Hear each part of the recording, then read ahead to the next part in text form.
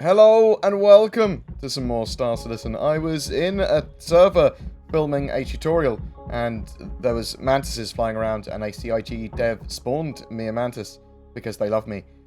So this is a impromptu RSI Mantis tour. And we're going to have a quick look at this cool looking ship. No struts, but structured glass like struts.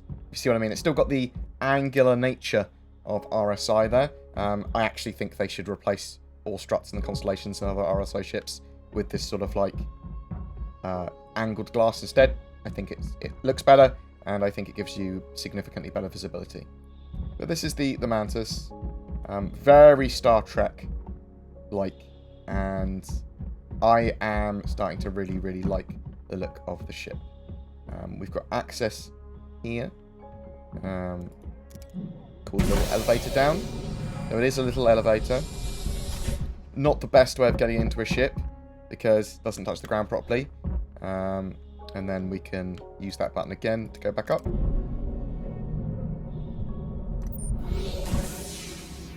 Now, inside we have a bed, which we can lock out in. We also have a tiny little bathroom. I say bathroom, a toilet. Do not bathe in the toilet, you monster.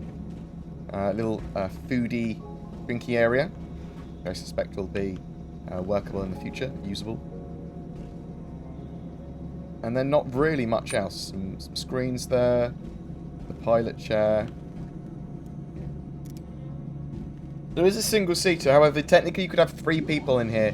One in the bed, one on the toilet, one on the pilot seat, if you really wanted. I've seen many people in the Mantis. Let's have a quick look. Okay, looking pretty cool. Oh, so we've got the Quantum Enforcement Drive on button there. We'll get out of... There's two on buttons. Let's ready the ship. Let's get out of Roberts Space Industries. Enjoy the ride. System check.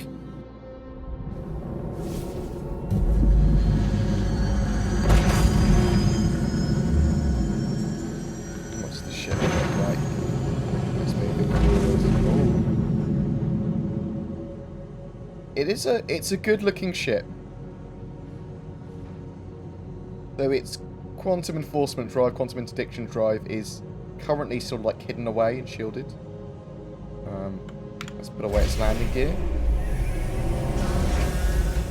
Does anything else open up when it does that? No. So I've seen it with its spinny quantum driviness going on. Quantum Interdiction Drive anyway. So I suspect once we're out of the Armistice Zone for Port Olisar. So when we are in the Mantis, we have a couple of options. So let's go back into first person. So from here, from the interact menu on the left and right here, we can turn on our Quantum Enforcement Drive, which I will. And that opens this bad boy up. And that's pretty cool, right? So all of this little particle and spinny things happening here, but not much else happening. Now we've got 2 options now. We can do a quantum snare, which is a sort of like a large area effect that will pull ships out of quantum travel, or we can do quantum dampening, which will prevent ships from going into quantum travel in the first place. And that's much easier to do effectively, that quantum dampening.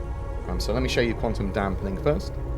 So again, let's go back into first person, and we're going to activate quantum dampening on the right side here. So hold F, click on quantum dampen, activate. That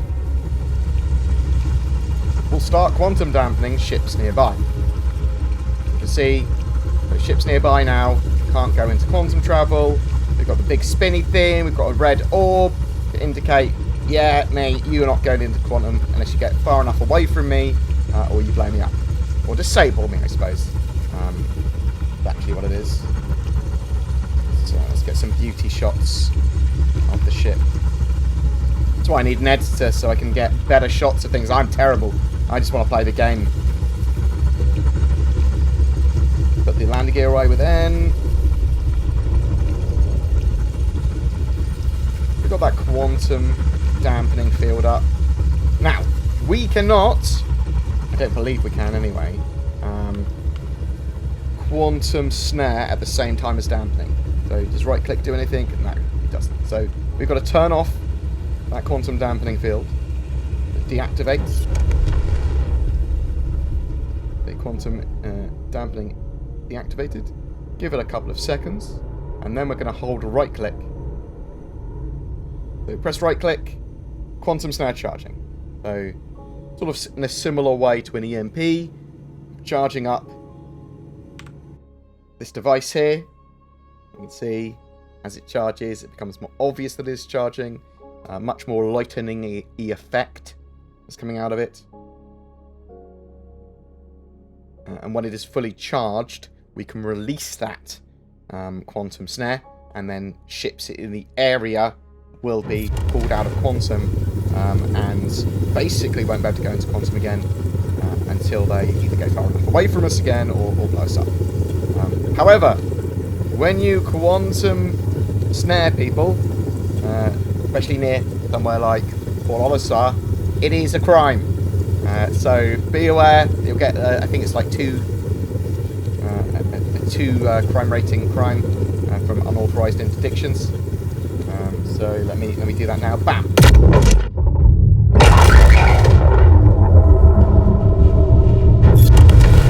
You can see there, still got the spinny stuff going around. Still got some weird effects going on, and the idea is that ships won't like that much. They're out of quantum.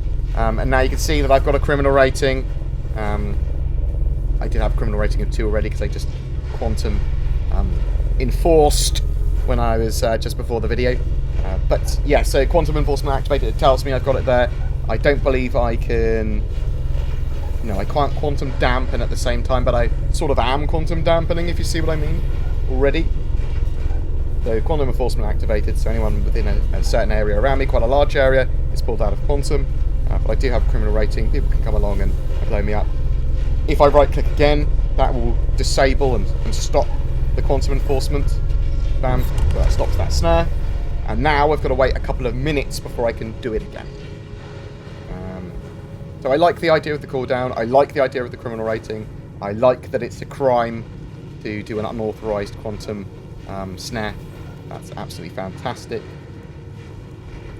Yeah. Cool shit. Cool idea. I really like it. We are going to get more ships that are able to quantum interdict. So bear that in mind. Probably not as awesome or as effective as the Mantis. Awesome is probably the incorrect word there, but not as focused as the Mantis. So maybe you'll be able to get some modules in other ships or smaller things that do some form of quantum interdiction to a lesser degree. They might put huge modules in capital ships in the future as well, admittedly, so bear that in mind. But I like some of the stuff that we get here. I think that's pretty cool. I like see this sort of like reddish bubble. I'm assuming that I am very detectable by people. And you want to go for a Mantis when you're in a fight first. If they quantum interdicted you in any way, I believe they are fully attackable. Quantum dampening, I'm assuming it makes you a viable target once you've dampened someone. But I'm quite far away from Port Olisar. I'm still getting a crime rating for doing this nearby. Only 2 FL Kronig laser cannons on the ship and 4 size 2 missiles. So it's only other sort of armaments. But I just think it's cool. I think it's a cool looking ship. That spinny thing is absolutely amazing. Let's get out and have a look around in the rear area again. So we've got component access. We've got the elevator, which I'm not a massive fan of elevators until they can sort of like dynamically, appropriately sort of like hit the ground like suspension. We've got the food and drinky area. We've got our little toilet. And we've got a bed, which we can log out in. Which is fantastic. Or sit in fact. Perfect. But yeah, tell me what you think in the comments below. Are you excited for the RSI Mantis and this sort of quick first look at it? or are you sort of like terrified that it's going to be this all terrible, terrible troll ship? Or are you going to be getting one yourself? Are you going to be buying one in game? Please tell me what you think in the comments below. Every month we have a ship giveaway. For October, it's an Anvil Carrack Explorer ship that should hopefully be flyable in Alpha 3.8 at the end of the year. Just comment on any of my videos made during October to be in for a chance to win that. I am also shilling for NordVPN and Shadow gaming PCs, so use the code BoredGamer for discounts there. NordVPN. In a world of censorship and privacy issues, VPNs allow you to browse the net and play games in more safety. NordVPN has many benefits over free VPNs, and that's why I shill for it. Some of you also might be interested in Shadow cloud gaming stuff.